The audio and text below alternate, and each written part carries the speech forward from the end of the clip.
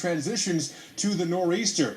The low redevelops across the Atlantic and then really starts to deepen as it's still pulling in the snow. It's going to crank up. The wind is howling. That's why the blizzard watches are up, stretching from northern New Jersey and New York City through Providence and Boston here. And again, the snow is dumping as we head on towards late Monday into Tuesday morning, and it continues all Tuesday long.